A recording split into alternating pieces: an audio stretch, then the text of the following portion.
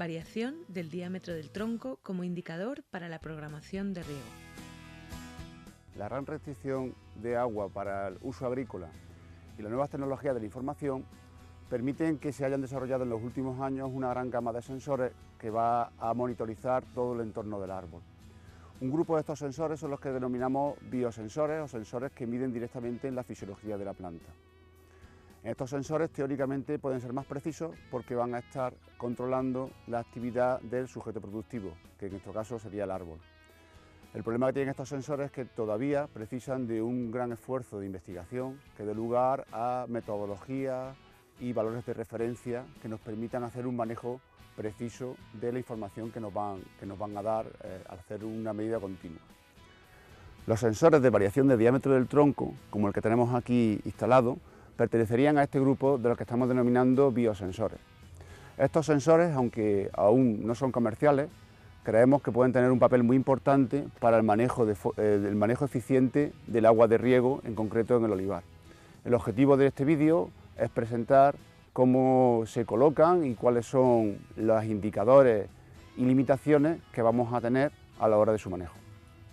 Aunque consideramos que es una técnica que aún debe mejorar y todavía no es comercial, su utilidad en un futuro para contribuir al ahorro de agua en la agricultura podría tener un papel importante.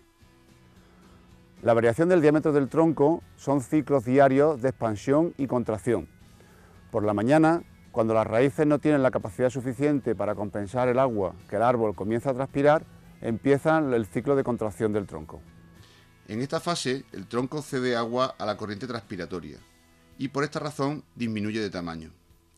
La contracción es continua a lo largo del día, a no ser que tenga lugar un cambio brusco de las condiciones, por ejemplo, que se nuble de forma muy intensa, que disminuya de forma muy clara la transpiración del árbol. En condiciones normales, la fase de contracción acaba a media tarde, variando el momento de rehidratación según la demanda evaporativa y la exposición del árbol al sol.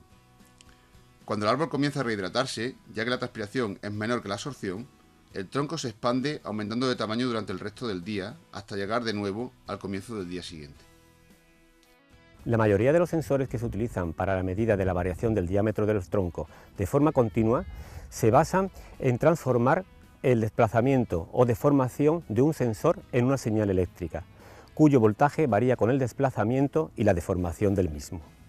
Entre todos ellos destacan los de tecnología LVDT, transductores de desplazamiento de variación lineal, o los de galgas extensiométricas.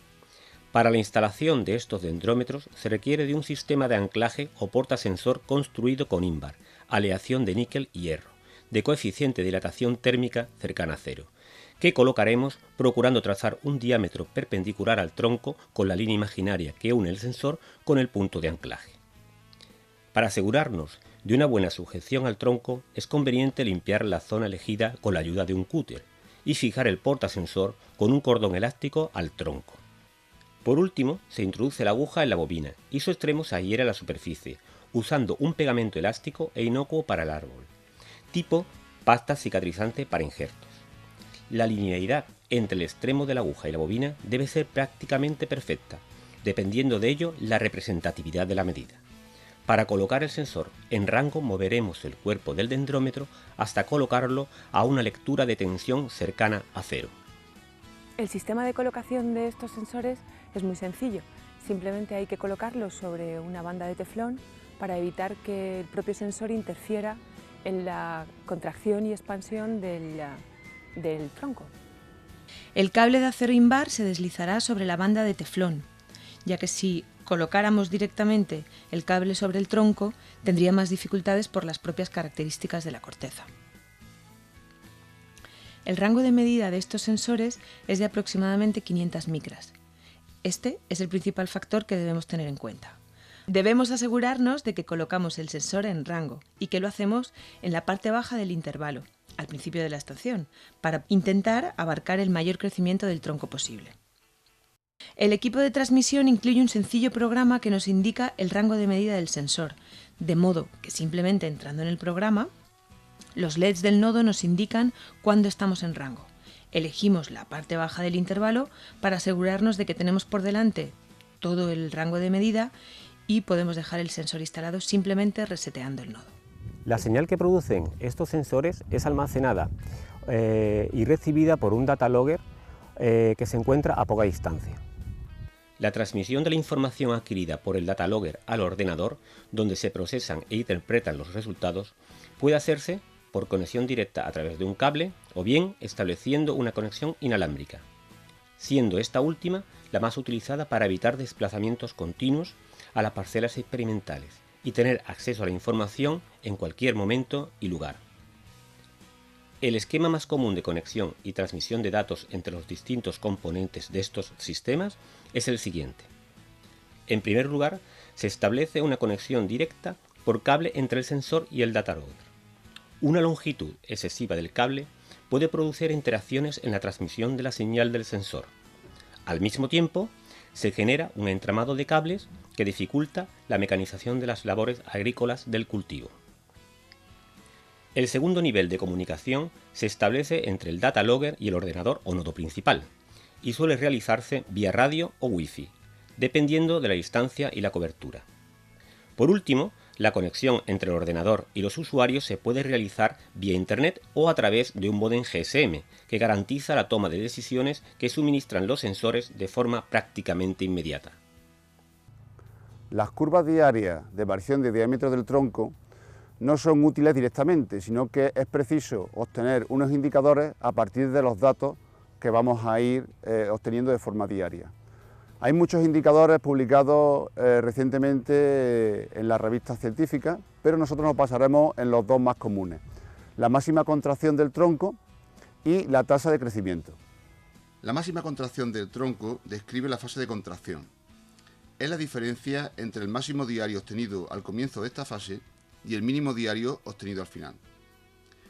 Este indicador está muy relacionado con la transpiración de la planta, incrementando su valor conforme la planta está en un ambiente que da lugar a una mayor transpiración.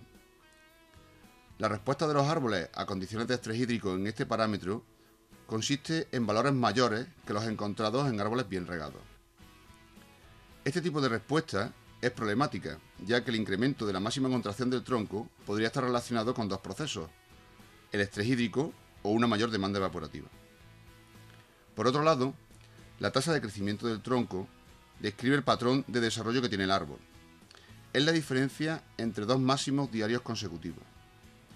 La variación diaria de este indicador es muy grande y en recientes publicaciones en olivo se ha sugerido que podría estar parcialmente relacionada con la demanda evaporativa.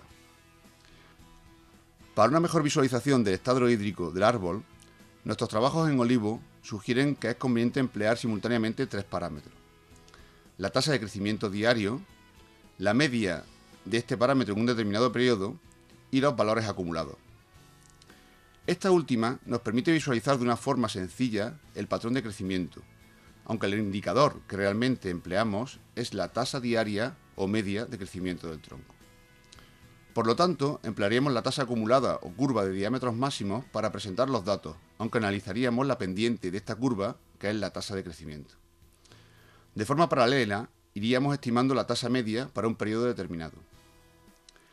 La tasa de crecimiento del tronco está muy relacionada con el crecimiento de los árboles, por lo que su variación estacional está muy ligada a su vez al estado fenológico de la planta.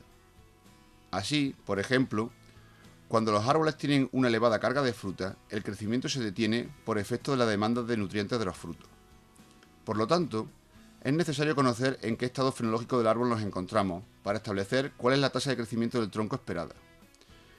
En condiciones de crecimiento activo, el estrés hídrico supondrá una menor tasa de crecimiento del tronco que en árboles bien regados.